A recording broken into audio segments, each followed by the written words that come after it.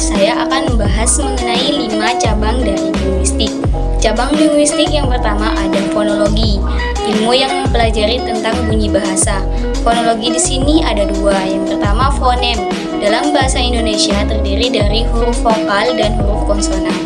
Huruf vokal yaitu A, I, U, E, dan O. Sedangkan huruf konsonan yang bukan merupakan dari huruf vokal. Contohnya yaitu dari kata dasi dan kata dahi. Yang kedua ada fonetik, membahas mengenai bunyi-bunyi bahasa oleh alat ucap manusia yang terdiri dari udara, artikulator aktif, dan artikulator pasif. Nah, cabang linguistik yang kedua ada morfologi, merupakan ilmu yang mempelajari tentang seluk-beluk kata. Yang pertama ada morfem, yaitu bentuk paling kecil dalam sebuah bahasa yang mempunyai arti dan tidak dapat dibagi menjadi satuan yang lebih kecil lagi. Contohnya yaitu kata memperkecil.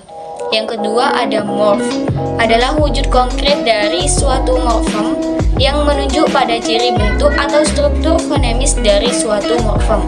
Contohnya yaitu kata menjala. Yang ketiga ada alomorf, yaitu anggota dari himpunan morf yang mewakili morfem khusus dan ditentukan secara fonetis, leksikal, atau gramatikal. Contohnya yaitu kata berterbangan.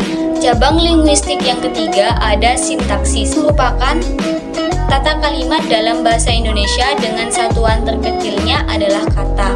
Merupakan satuan terkecil dalam sintaksis sebagai penanda kategori sintaksis. Yang kedua ada frase, berisi kata kerja tanpa subjek atau berisi subjek tanpa predikat. Sebagai contoh yaitu lukisan itu. Yang ketiga ada klausa, merupakan sekumpulan kata yang terdiri dari subjek dan predikat.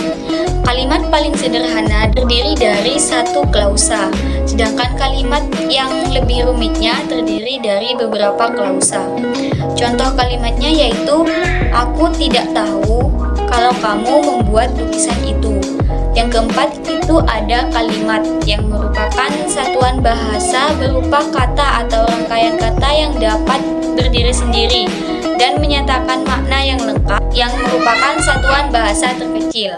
Cabang linguistik yang keempat yaitu semantik, merupakan bidang linguistik yang mempelajari makna tanda bahasa yang ada pada teori segitiga makna. Yang pertama itu lambang, yang merupakan elemen atau tanda dari suatu bahasa berupa kata, frasa, dan kalimat. Yang kedua konsep, adalah apa yang ada di dalam pikiran kita tentang suatu objek yang ditunjukkan atau simbol. Yang ketiga ada reference, objek, peristiwa, fakta, atau proses yang ada di dalam dunia pengalaman manusia. Contohnya yaitu lampu hijau, lampu yang berwarna hijau, atau kita diberi izin oleh orang tua. Cabang linguistik yang kelima atau yang terakhir di sini adalah pragmatik, merupakan suatu cabang linguistik yang membahas cara menafsirkan makna yang terkandung dalam suatu tindak tutur. Tindak tutur di sini merupakan pengujaran kalimat untuk menyatakan agar suatu maksud dari pembicara diketahui oleh pendengar.